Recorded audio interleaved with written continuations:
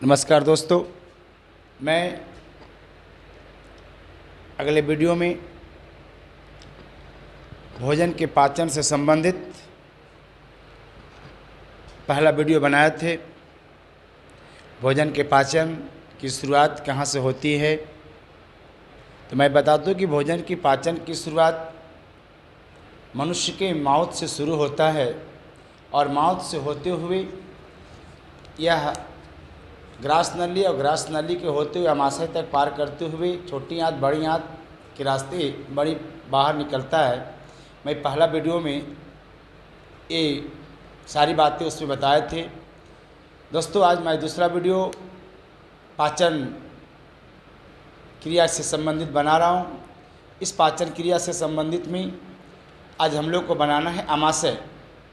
दोस्तों, अमाशय क्या है, अमाशय में भोजन किस प्रकार आता है, अमाशय भोजन को कैसे रिलीज करता है, कैसे तोड़ता है और अमाशय में कौन कौन से पार्ट्स होते हैं, आज हम लोग इन सारी पार्ट्स के बारे में जानकारी इस वीडियो में करेंगे। तो आइए दोस्तों, हम लोग अमाशय के बारे में विस्तार से जानकारी प्राप्त करते हैं। यह सारे इसमें जो सारे क्वेश्चन हैं वो हर प्रकार के एग्ज़ाम, चाहे वो कंपटीशन लेवल के एग्ज़ाम हो या फिर इंटर लेवल का एग्ज़ाम हो या अदरवाइज किसी भी प्रकार का एग्ज़ाम हो, वो सभी एग्ज़ाम में मनुष्य के पाचन क्रिया से संबंधित पूछा जाता है। और मैं आप लोगों के लिए एग्ज़ाम से रिलेटेड पाचन क्रिया से संबंधित एक वीडियो लेकर आया हूँ। दोस्तों, पाचन क्रिया की शुरुआत हमने बताया कि जो होता है वहाँ जहाँ पे भोजन स्टोर होता है उसे हम लोग अमाशय कहते हैं। अमाशय जो है एक थैलीनुमा रचना है जिसकी लंबाई 30 सेंटीमीटर होती है। दोस्तों, मैं सबसे पहले अमाशय के बारे में बता दूं। ये देखिए अमाशय है और ये अमाशय की दीवार है और अमाशय के दीवार के अंदर में म्यूकस लगे होते हैं जिसके कारण हमारा अमाशय पित्त के द्वारा काटे नहीं जाते हैं। तो मैं इसके बारे में आगे जानकारी प्राप्त करेंगे। अमाशय का सबसे ऊपरी भाग जो है वो ओइसोफेगस होता है। दोस्तों, ओइसोफेगस जो हम लोग भोजन को करते हैं ओइसोफेगस के माध्यम से अमाशय में आता है और अमाशय से रिलीज होता है। तो अमाशय का 4 भाग होता है। दोस्तों, पहला भाग है फंडस। पहला भाग को हम लोग फंडस बोलते हैं, दूसरे भाग को बॉडी बोलते हैं, तीसरे भाग को एंट्रन बोलते हैं और पायरोलिक एक यहाँ पे बल्ब लगा होता है जिसके कारण छोटी आंत से किसी भी प्रकार के जो हमारी पाचन है वो अमाशय के रास्ते हमारे बाहर नहीं निकलता है। इसमें एक पायरोलिक नामक बल्ब लगा होता है। दोस्तों, एक ऊपर में भी बल्ब लगा होता है जिसको हम लोग कहते हैं गैस्ट्रोफेगस जंक्शन। ये एक बल्ब होता है जिसके माध्यम से भोजन बाहर नहीं आता। नहीं तो हम लोग भोजन जो करते वह भोजन जिस तरह से अंदर जाता था उसी प्रकार से भोजन बाहर भी आ सकता था, लेकिन एक बल्ब लगे होने के कारण भोजन अमाशय से बाहर नहीं निकलता है। तो दोस्तों, मैं आज बता दूं कि अमाशय है क्या। तो सबसे पहले बता दूं कि अमाशय उदर कैविटी में बाईं ओर स्थित होता है। उदर कैविटी हमारे शरीर के अंदर है, उसकी बाईं ओर अमाशय स्थित होता है। इसकी लंबाई 30 सेंटीमीटर होती है। अमाशय की लंबाई 30 सेंटीमीटर होती है, जबकि चौड़ाई उसका हमारे भोजन के अनुसार निर्भर करता है। हम लोग ने जितना भोजन करते हैं उसके हिसाब से इसकी चौड़ाई बढ़ भी सकती है और चौड़ाई घट भी सकती है। मतलब उसमें सिकुड़न होता है, सिकुड़न के हिसाब से हमारी चौड़ाई बढ़ेगा खाना खाएंगे तो, और अगर भोजन न करते हैं तो सिकुड़न के कारण वो उसकी चौड़ाई कमेगा। दोस्तों, इसकी जो है हमने बताया कि इसकी चौड़ाई भोजन के अनुसार घटती और बढ़ती रहती है। दोस्तों, दूसरा है अमाशय की दीवार। कहता है अमाशय की दीवार में अनेक ग्रंथियां पाई जाती है जिन्हें हम लोग जठर ग्रंथि कहते हैं। अमाशय के दीवार में ही जठर ग्रंथि पाए जाते हैं और इसके अलावा बहुत सारे ग्रंथियां पाई जाती है और इन ग्रंथियों को मिलाकर के हम लोगों ने जठर ग्रंथि कहते हैं। जठर ग्रंथि जो होता है वो जठर रस का स्त्रवण करती है। जठर ग्रंथि जठर रस का स्त्रवण करता है। ठीक है।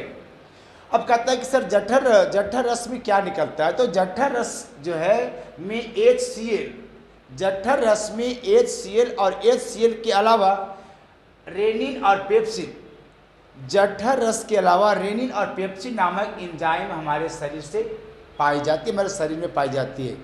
जठर रस के में जो पाए जाने वाले होते हैं वह HCl के अलावा रेनिन और पेप्सिन नामक एंजाइम पाए जाते हैं। दोस्तों तीसरा है अमाशय में भोजन का आंशिक रूप से पाचन होता है और संग्रहण भी होता है। हम लोग जो भोजन करते हैं वो पचता भी है और एक संग्रहण करके जमा करके वो आगे की ओर बढ़ाता है। दोस्तों अब है कि अमाशय में भोजन का पाचन, अमाशय में भोजन के पाचन में कहता है कि हमारे यहाँ भोजन जो है पाचन अम्लीय माध्यम से होता है। मैंने बताया था उस वीडियो में भी कि अगर 7 से कम है तो अम्लीय होगा, अगर pH मान 7 से अधिक है तो क्षारीय होता है। तो हमारा भोजन जो है अमाशय में अम्लीय माध्यम से होता है और भोजन के उपरांत हमारे अमाशय में 4 घंटे तक भोजन अमाशय में रहता है।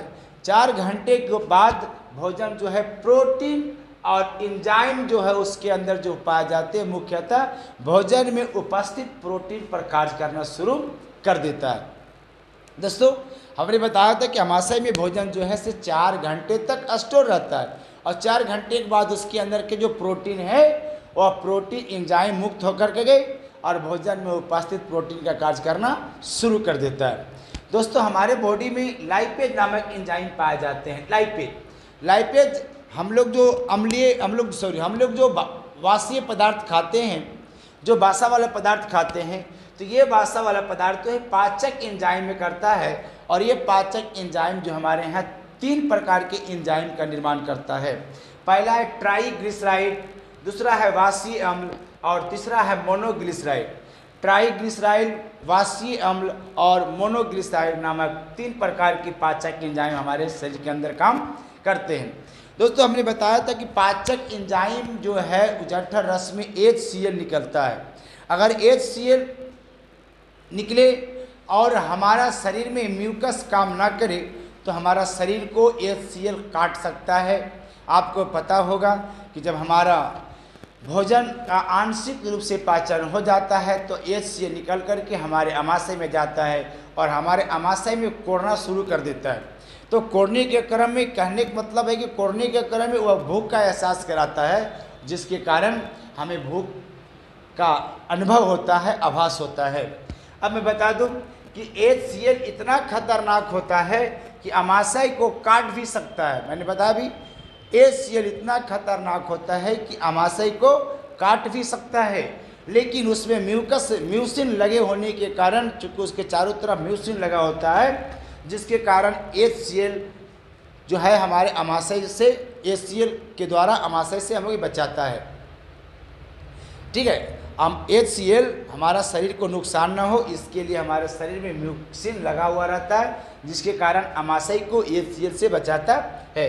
दोस्तों अब हम लोग अमाशय की दीवार, ये जो इसके अंदर की जो दीवार है, इस दीवार के बारे में हम लोग आज जानकारी लेंगे। अमाशय की दीवार जो है इंडोक्राइन सेल का बना होता है। इंडोक्राइन सेल का बना होता है और ये इंडोक्राइन सेल जो है ये गैस्ट्रो हार्मोन्स, यानी ये हमें भूख का अनुभव कराता है, यानी भूख का आभास कराता है, जिसे हम लोग कहते हैं इंडोक्राइन सेल। दोस्तों अब भोजन को हम लोग कैसे अनुभव करते हैं कि सामने रखा हुआ चीज़ भोजन है। तो सबसे पहले भोजन को हम लोगों ने देखते हैं, सूंघते हैं गंध के माध्यम से या फिर स्वाद के माध्यम से। ये सारी बातों की जानकारी हमारे मस्तिष्क में जाता है और दोस्तों मस्तिष्क में मेडुला पाया जाता है।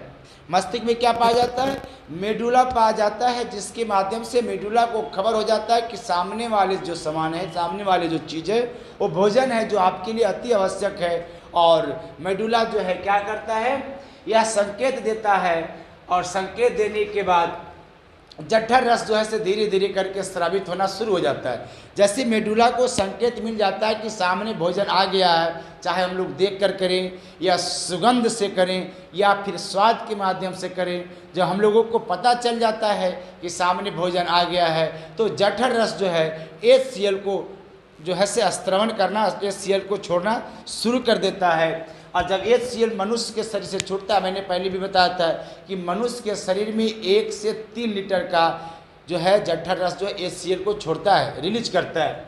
और जैसे भोजन को छोड़ता है तो भोजन को पचाने या निगलने का काम HCl को होता है।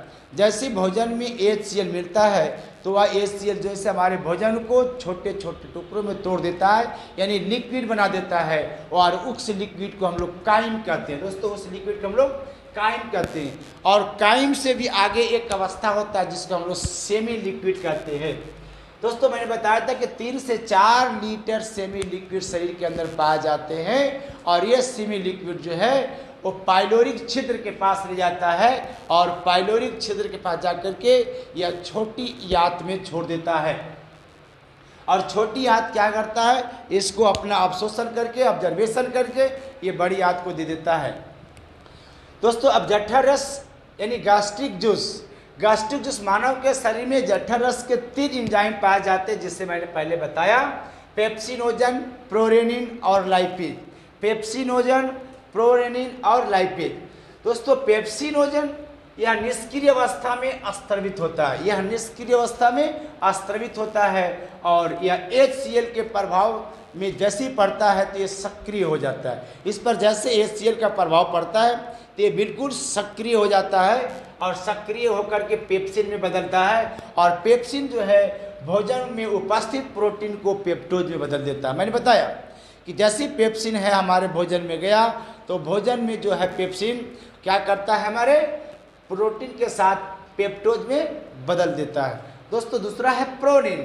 प्रोरेनिन जो है निष्क्रिय रहता है, और निष्क्रिय होने के कारण जैसे HCl के प्रभाव में आता है तो ये सक्रिय होकर रेनिन में बदल देता है। जैसे होता है ये सक्रिय होकर के रेनिन में बदल देता है, और पाए जाने वाला प्रोटीन, इसके अंदर जो पाए जाने वाले प्रोटीन होते हैं वह केसिन को पैराकैसिनेट में तोड़ता है, केसिन को पैराकैसिनेट में तोड़ता है। दोस्तों, मैंने बताया कि प्रोरेनिन एक निष्क्रिय एंजाइम है जो HCl के प्रभाव में आता है और सक्रिय होकर के रेनिन में बदलता है, और इसमें पाए जाने वाले प्रोटीन को है केसिन को पैराकैसिनेट में बदल देता है। दोस्तों, तीसरा है लाइपेज, अमाशय।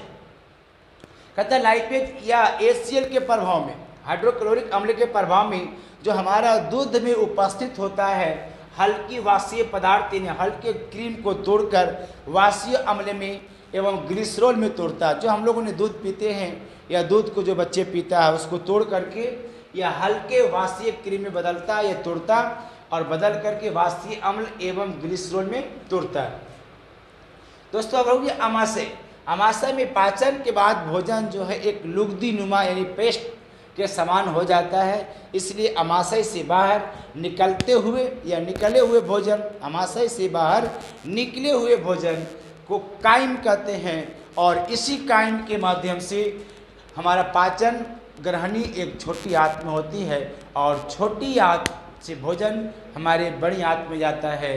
दोस्तों, मैंने बताया था कि बड़ी आंत से छोटी आंत बड़ा होता है, और बड़ा होने की वजह से उससे भोजन को पचाने में लगभग 4 घंटे का टाइम लगता है, और पूरी तरह से भोजन को पच जाने के बाद छोटी आंत जो है से बड़ी आंत को देता है, और बड़ी आंत जो है अपने इस भोजन को, जो पचे हुए भोजन को है, उस भोजन में जो शेष बच जाते हैं उसमें बिलिरुबिन मिलाकर वो हमारे एनएस के रास्ते मल के रूप में बाहर की ओर निकालता है। तो दोस्तों, ये वीडियो मैं आज यहीं पर अमाशय को बनाता हूं, और आगे वाली वीडियो में मैं छोटी आंत को विस्तार से चर्चा करूंगा। और मैं आप लोगों से निवेदन करता हूं कि अगर वीडियो अच्छा लगे तो वीडियो को कृपया कर लाइक करें, सब्सक्राइब करें, और दोस्तों को शेयर करें, ताकि मैं इसी तरह सा वीडियो आपको आगे बनाता रहूं।